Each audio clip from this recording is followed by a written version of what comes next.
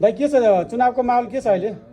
अहिले हाम्रो क्षेत्र नम्बर 9 मा राजसभाको 100% भइसकेको छ भाइ। यहाँ हामीले हेर्दाखेरि चाहिँ हामी खास लागि पनि परेका छौँ।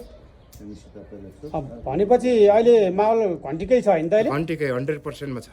भनेपछि यो हाम्रो यो 9 नम्बर क्षेत्रबाट कसले डिपी अर्यालले जितिन्छ त? डिपी अर्याल 100% 5-7 हजारको फरक मतले जित्छन्। जितिन्छ नि भनेपछि पुरा सपोर्ट छ हजुरलाई? एकदम सपोर्ट। Thank you.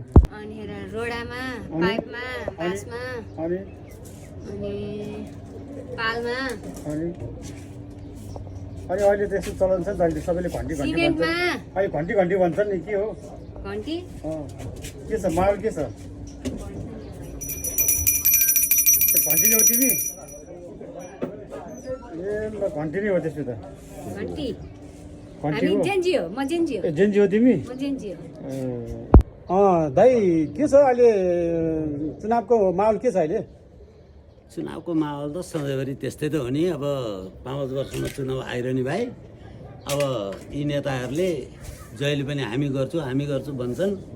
आफ्नै लागि मात्रै गरे हो कि अरूको लागि गरे हो कि के गरे हो? अनि अब गर्न त गरेका छन्, यिनीहरूको आफ्नै चाहिँ नि त्यहाँ विचार नमिलेर यो हाम्रै अब सबै एमाले, काङ्ग्रेस, राप्रपा, माओवादी हरेक कुरामा सधैँ विवाद त्यहाँ माथि जानासाथ विभिन्न आरोप प्रत्यारोप लगाउँछन्। काम गर्नुभन्दा बढी हल्ला र भ्रष्टाचारीमा यिनीहरू व्यस्त देखिया छ। हामी सबैले देखाएको छौँ, भाइहरूले हामीले सबैले देखाएको छ। अरू सोध्नुहोस्। अनि के छ अब तपाईँ पहिला कुन पार्टी हुन्छ दाइ? होइन, म त अब समर्थक चाहिँ नि मैले धेरैलाई गरेँ। म एउटा विशेष चाहिँ नि म एमालेको एउटा पार्टीगत हिसाबले भन्दा पनि शिक्षक सङ्गठनबाट म लागेको हजुर एमाले समर्थक मान्छे हुँ। तर म अब सबैको विचार बुझेर मलाई जे उपयुक्त लाग्छ म त्यो निर्णय गर्ने मान्छे हुँ।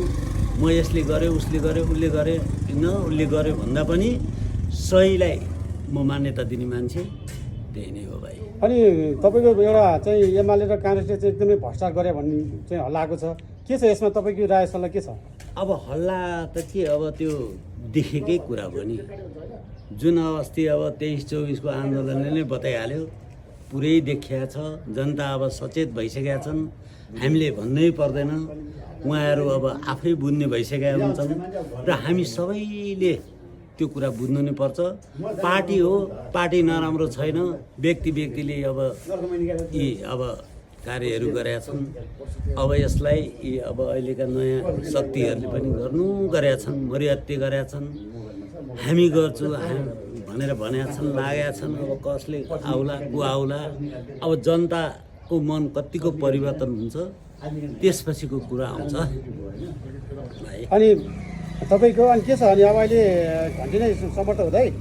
घन्टी नै जिताउने हो त अब अहिले? अहिले त अब यी अब पहिलाको जस्तो घरमा आएर हात जोडेर मलाई भोट दिनु होला पनि भने पनि त्यति मान्छेहरू छैनन्। बाटबाट आएको छन्।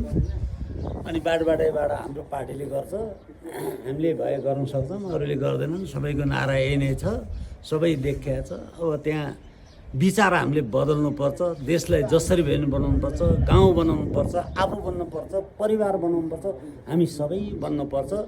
यो जनताको मनभित्र पस्नुपर्छ।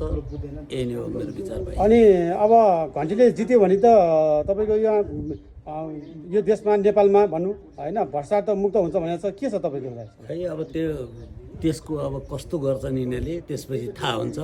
5 वर्ष सबैले अवसर पाएछन्। काङ्ग्रेस एमाले अब माओवादीले त धेरै यहाँ गरिसके। अब हाम्रो राप्रपाले पनि गरेका छन्, गरिरहेका पनि छन्, गर्छु भन्छन्।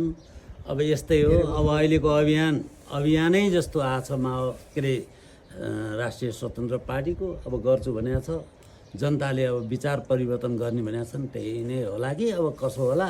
तपाईँको के छ समर्थक अहिले केमा छ तपाईँ? अब हामी त अब के भन्नु भाइ, अब अहिलेको नयाँ परिवर्तित मान्छे, नयाँ विचार पनि बुझ्नु पर्छ। भनेपछि तपाईँको समर्थक अहिले घन्टी नै छ? होइन, सबैलाई छ, जो छन् अब जसले राम्रो गर्छ त्यही नै छन्। सबै मान्छे राम्रा छन्, सबै पार्टी नै राम्रा छन्। अब विचार गर्नुपर्छ त्यसको लागि अहिले नै भन्न सकिँदैन। दाजु अहिले तपाईँको यो अहिले के छ चुनावको माहौल के छ अहिले? अहिले चुनावको माहौल चाहिँ व्यापकै छ। हजुर अब सबै अब दाजुभाइ दिदी बहिनीहरू होइन अब सबैजना अहिले चाहिँ घन्टी घन्टी घन्टी भनिरहेछन्। अब एकचोटि घन्टीलाई चाहिँ यसो त्यही त। अनि अहिले सबै माहौल चाहिँ घन्टी घन्टी सबै भन्ने छ, पुरै हल्लै छ, त्यस्तै छ, सबै लागिरहेछ होइन। देशव्यापी छ नि। देशव्यापी नै छ। के छ तपाईँको के छ? हजुर अहिले देशव्यापी नै चाहिँ घन्टी नै छ हजुर होइन। अब बालेनजी अब उहाँ झापाबाट उठ्नुभएछ, यहाँबाट नउठिकन उहाँको पनि आँटलाई मान्नुपर्छ, उहाँलाई समर्थक गरेर उहाँलाई चाहिँ जिताउनै पर्ला। भनेपछि तपाईँ पहिला केमा थियो, केमा हुनुहुन्थ्यो, कुन पार्टीमा हुनुहुन्थ्यो? म चाहिँ पार्टी सार्टी भन्नाले पनि स्वतन्त्र जस्तो हो होइन। भन्नु त। पार्टी सार्टी भन्दा पनि म चाहिँ अब स्वतन्त्रै हिसाबले अब कम्युनिस्टमा थिएँ। पहिला एमालेमा हुनुहुन्थ्यो? हजुर हजुर। ए भनेपछि तपाईँले किन एमालेको प्रति के भयो अहिले? पहिला के भयो तपाईँलाई? एमालेहरू अलिकति ऊ त्यस्तै भएर गए होइन। के भ्रष्टाचार बढी गरे?